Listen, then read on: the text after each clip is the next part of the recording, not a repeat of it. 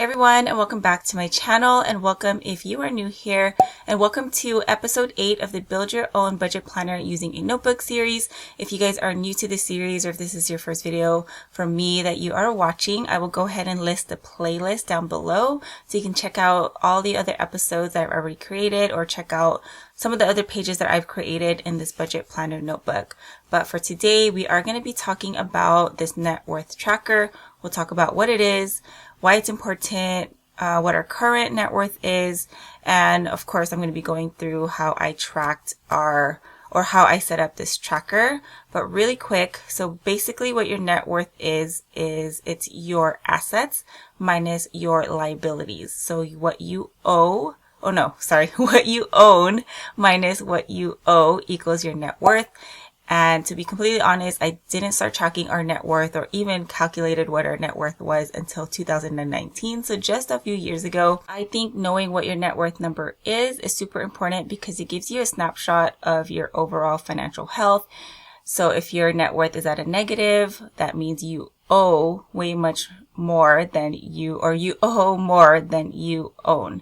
So taking a look at all those numbers will hopefully light a fire under you to get you on track and get that net worth to a positive one. So let's go ahead and take a look at how I set up this tracker before I dive into what my current numbers are, or what our current numbers are, because this is both mine and my husband's numbers. So how I have this tracker set up is by months going across, so 12.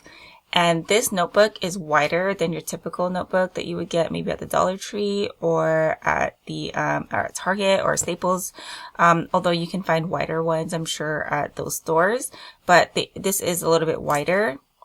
So if you are going to be tracking in a notebook, I suggest doing it landscape style, this way, just so you can fit more of the months. But for me, I wanted to, the reason why I invested or decided to buy a notebook that was wider, because I knew I was going to set up trackers in here and I wanted to fit it all, portrait style, or this way. So vertical, months across, and then going down over here, I have all of my assets. So this half up here is all of our assets, and down here is liabilities. And as you guys can see, we have none because we did become debt free last year. So it's so nice to not be able to track all of the debt that we owe. So I have assets all down here. I have all the totals down here at the bottom, and then the overall total net worth here at the very bottom. So taking a look at what our assets are, these are just how I categorize our assets. You can do it differently if you want to. What I don't have on here that I know I've seen some people do is jewelry. So if you have a lot of jewelry, if you were passed down certain things that are worth a lot or that are of value, you can put that on here as well. But for us, this is how we categorize our assets. So starting from the top, we have our checking account. And you guys can see I didn't track in February, April, or May. I just was not in a budget mood or a tracking mood during these months. And that's okay because the numbers didn't really budge all too much. So I tracked, so all of these numbers are from yesterday. So we'll go over all of our numbers as of June. So in our checking account, we have $678.24. We do have two. We have Capital One checking account, which only just has $50. That account is just meant for me to transfer over from our Wells Fargo to our Capital One through Zelle so that I can transfer it over to all of our sinking funds. And typically our checking account is supposed to be rather low. We're only supposed to have maybe $300 in there, which is our cushion, because everything else that's of excess needs to be going into savings. So that's why it's pretty low, or I think is low.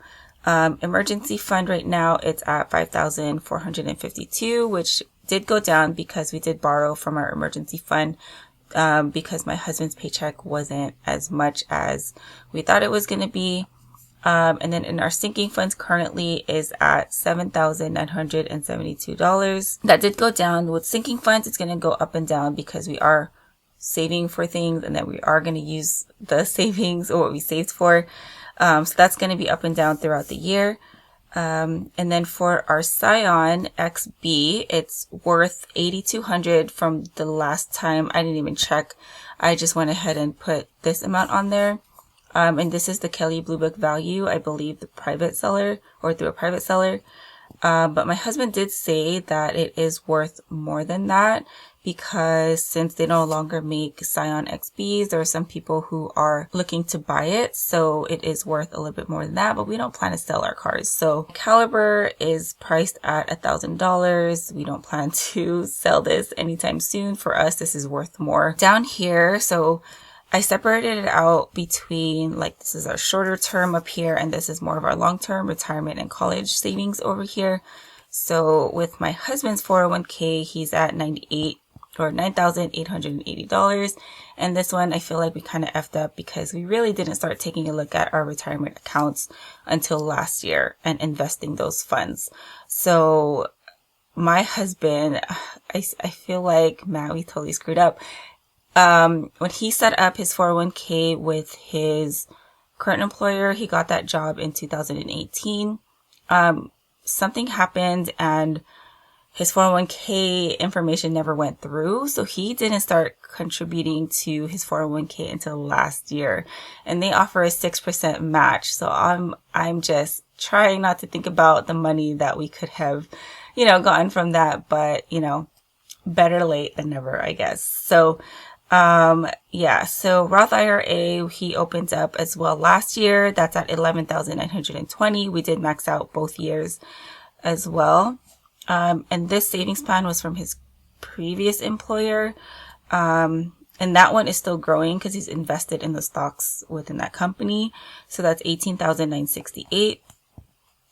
He does have a rollover as well, which we still need to try to figure out how to put that into something else, or just leave it as is. So that's at $4,178.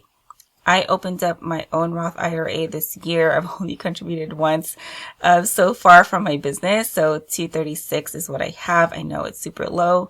I do have a rollover amount that I was hoping to move over to the Roth, but I haven't done that yet. So that's at $103.85.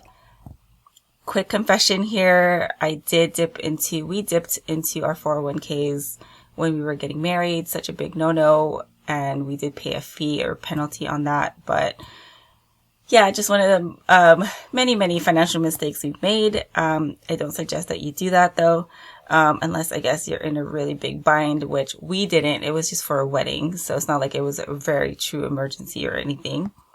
Enough about that.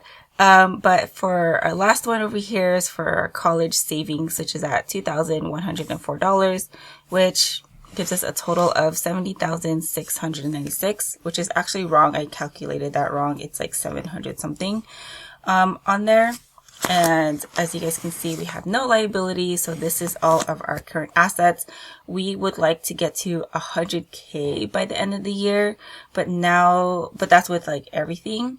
But now that I'm taking a look at like our long-term savings, I would like to have our long-term goal to be at 100K. So we'll see what happens this year, with how much we can contribute to like our retirement savings and college savings and stuff. So yeah, so that is basically it for the net worth tracker. Let me know in the comments down below if you guys are tracking your net worth, how often you do it. I know some people do it monthly, some do it quarterly. I'm thinking of moving to checking just quarterly. But yeah, so anyways, hopefully this video series or this budget planner series has been helpful. And as always, thank you so much for watching, especially for watching till the end. And I will talk to you in my next video. Have a good one, guys. Bye.